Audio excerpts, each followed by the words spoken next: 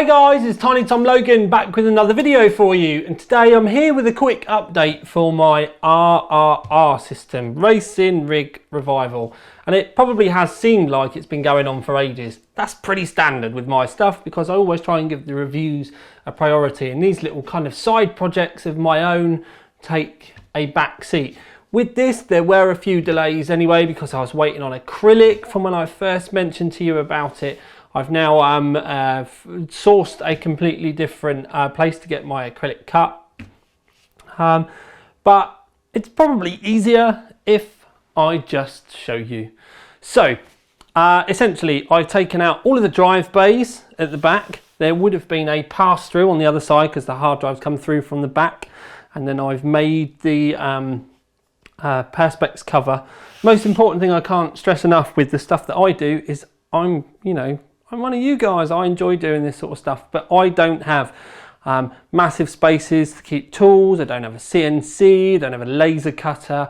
I'm not a professional modder or anything like that. So all of the acrylic that I've got here, I actually had cut off-site. I did do the drilling and stuff myself. I just did that with a normal drill. So everything was done with a drill, a Dremel. The most complicated tool I used was a riv nut gun, which I'll explain to you in a minute. But we've got this full side panel window, and these are actually all bolted into the case. They're not just on here for looks. They are only M3s, which is something I did to just minimise the risk of the acrylic cracking, if I'm honest, because the corners are quite near the edges of the actual acrylic piece itself. So acrylic comes straight off. The border, we'll call it, is just white insulation tape. Now when you put it up against the case, it's very cream compared to the other. Now it's better on that side, but it is still quite cream, but it's because of it's going through the acrylic, which adds a slight yellowing.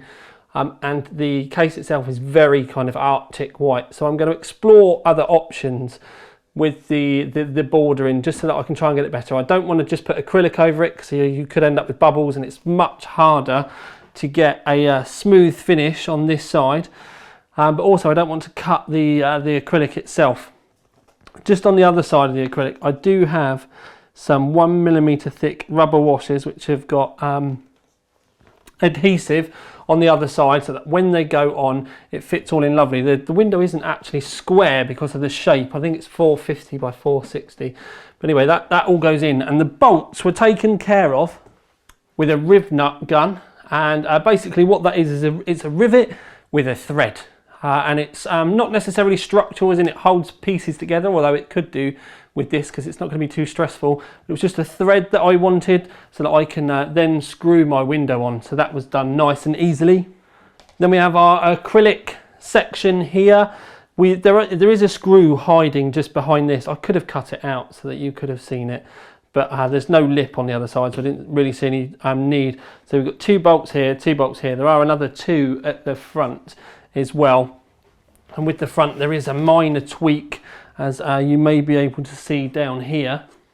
It's only subtle, but it is there. This ridge down the edge should go right the way down to the bottom, and I cut that out just so that I could get the acrylic slightly closer to the outside edge. It's actually now only being held away by the bolt that's on the other side. I did consider putting a drill hole through or filing it out, but it was just starting to get to the point where it was, I would have been here for forever and a day. One of the things that you can see in this angle though, at this angle I should say, is we do have a blanking piece of acrylic here, because this is a 360mm radiator mount or fan mount in the standard case.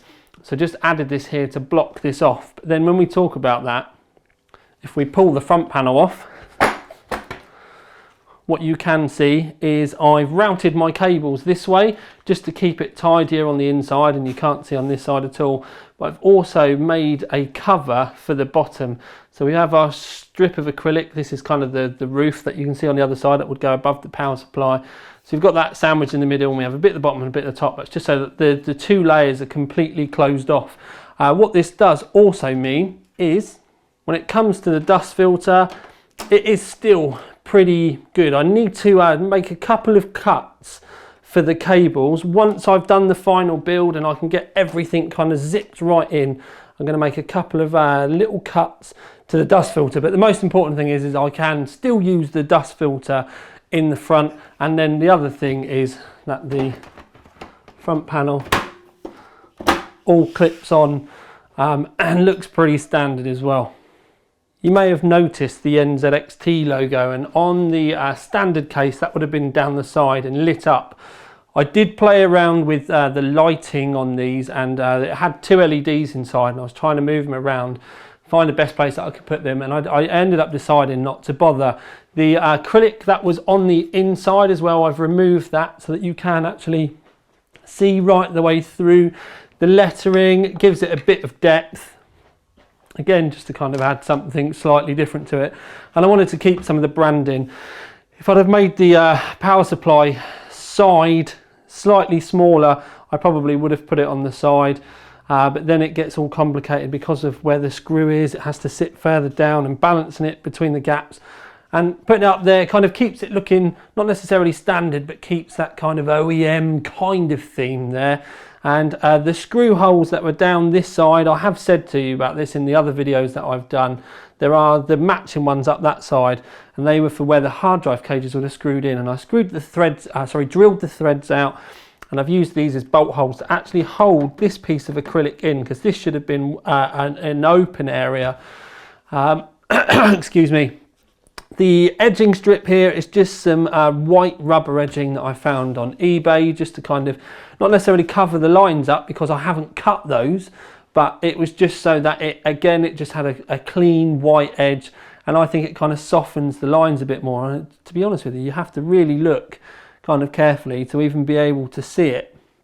The biggest thing that I've done with the case though is, and this was something I've been thinking about for quite a while, as in what case to do it on. Now this isn't the GPU that I'm going to be using, but I've put a vertical mount in there.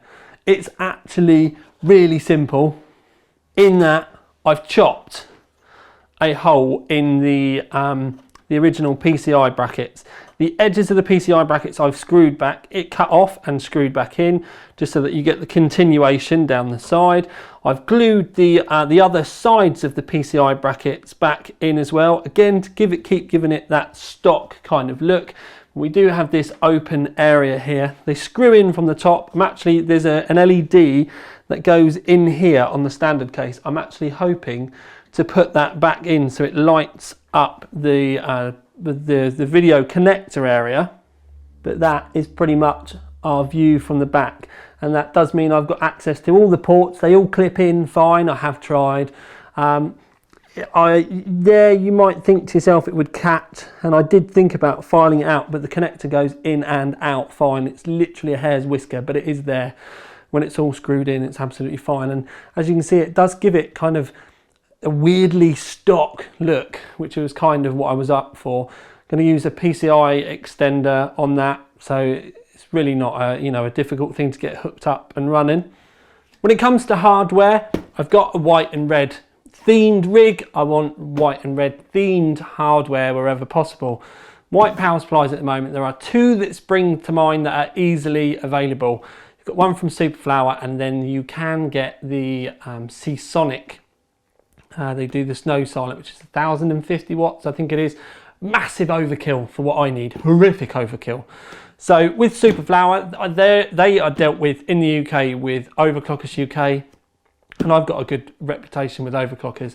So I was talking to them about the Superflower stuff. Now, I actually like the Superflower power supplies. I've got one of these exact models, in fact, in my home server. The little connectors that are on the front here, I'll come around and show you. Here we go.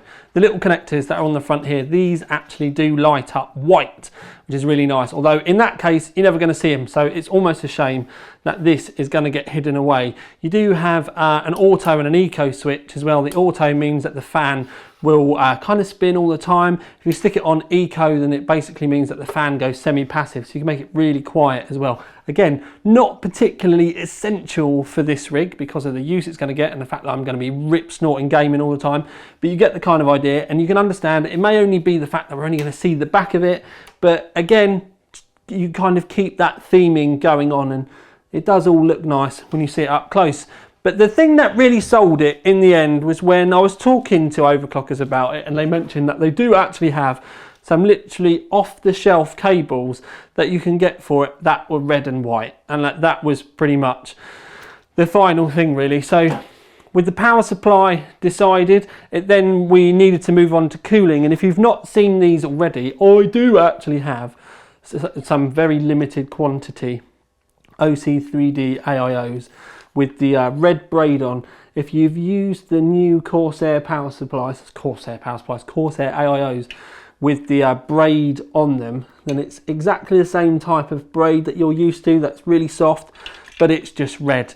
The pump is loosely based on the NZXT H440, so this is actually RGB. It links up with the cam software and everything like that, so we've got lots of connectivity options. The fact that I'm just going to obviously turn it on to red, but I could turn it on to white if I wanted to as well. And then I do have a plethora of radiators. Well, I'll say a plethora. I've got this one, which is the thicker. It's 240mm long, but it's a 40mm thick radiator. I do have a 30mm thick version as well.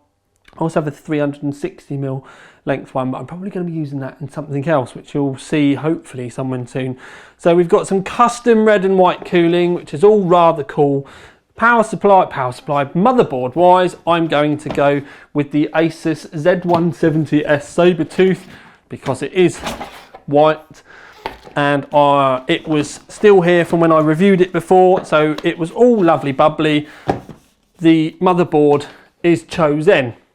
Then it came to the graphics, and I didn't know what to do because I have shown you these already. This is what I showed you before. Now this is actually a 970, and it's the Asus Turbo model, and they did it red and white, and it's just a 1080 version of that, I would be all over it like a tramp on a £5 note. So you're probably going to be quite surprised when I go Strix.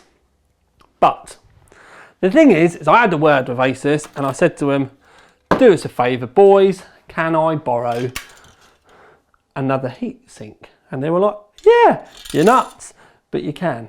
But what this also does give me is, what I'm going to do is I'm going to have the heatsink off of this. So don't just think I've got an extra one, because we're going to take this apart, and all the black stuff I'm going to paint white. And then because the graphics card will be on display, it means the LEDs that are down the side on this, I can turn into red or turn on to red. And we'll have white spinning fans and red LEDs, and hopefully it'll look really cool. Not going to get to see the backplate too much though, but what I may end up doing, and this is something I've not really kind of said too much about yet, so I've got a 1060 which doesn't have an LED backplate, which I might use instead, and I might swap the backplates around. You're going to see what I'm going to do with the 1060 later anyway. It's probably going to end up, probably saying this a little bit too soon, but I'm probably likely to put the RGB backplate onto the 1060, paint it all white, and then I'm going to give it away. So it'll be a custom white Strix with an LED backplate, which Asus do not even do, and then we'll give it away. I'm a bit late with the project, so I was actually trying to give this away on for the anniversary of when my mother died, basically. But the backplate and stuff, it took a little bit longer to come from Asus. But we're gonna have a demo run first anyway, see how it comes out, and then you never know, we may have a custom 1060 to give away to you lot, someone else. So it's something very different, but the most important thing at the moment is to get this done. And then once it's done, I can get it up in the loft, marry it up with the racing rig, see how we get on, actually start playing some games, which has been a long time coming for me. all in time for hopefully well before CES, when things are likely to go completely nuts with all the launches and everything again, and I won't have a life and I'll be up late actually having to do work rather than gaming sort of stuff. But the most important thing now, despite the 1060 that I've mentioned that I shouldn't have mentioned because I was promising myself I was going to keep that a secret and just go ta-da! And surprise everyone. What do you think to the crazy basic H440? It's nothing major. I'm not expecting to or looking for admiration or awards. But what would be nice is this was actually, if you can take a little bit of time, quite easy to do. May have taken a long time, but it wasn't like you needed a degree to be able to do it. All the parts were easily being able to be sourced. I had all the panels pre-cut. I've only drilled them myself. Point being is then I'm trying to show you guys, if you're worried about this type of stuff, that you can do it. But some people might even be worried about measurements and stuff like that. So there is an outside possibility that I could do a full-blown guide on how to run through with this, but we're going to literally base that on whether you would want this. Say for argument's sake you've got a H440 or you're looking at buying one, because they still sell really well. If you're looking at buying one, would you be interested in doing this to your case? Let me know. If I get enough of a response, I'll smash something out quick. The guide for the vertical GPU, that, to be honest with you, you've seen how I've done it. It's that simple. You just need a Dremel and a drill, as with most of it. So that's really it. The next thing you're probably going to see is me test fitting, getting the motherboard in there. I've got my PCI Express extender. I might end up ordering a shorter one because I ordered a 25cm one. And I think it might be a little bit too long unless I start folding, but we will see. So yes, next time it's likely to have bits in it, cables hanging out of it, more fans in it, and yeah, a really kind of crazy looking graphics card hanging out of it as well. Whether or not it will be white by that point, I don't know. It depends on workload, because there's a couple of NDAs creeping up and I'm expecting an influx of stuff that's going to require testing. But for now at least, this is your little update on my crazy little project. I would love to hear your thoughts. Most importantly, there's a link underneath that you can go to the Overclock 3D forum so that you can have a look at the pictures. If you can't see the pictures, it's because you're not a member. And what I would say about not being a member is maybe you should be, because there's a lovely group of people there and I love them all like family. And yeah, you might do too, despite the crazy few. Watch out for Dice. He looks pretty. Got an awful bark on him though, bless him. Sometimes needs a little bit of a clip round the ear like a good boy. But anyway, right, this has been Tiny Tom Logan giving you a quick update on this, because I'm actually busting to start building it properly now.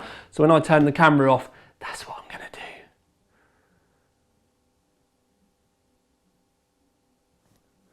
Maybe not straight away though, eh?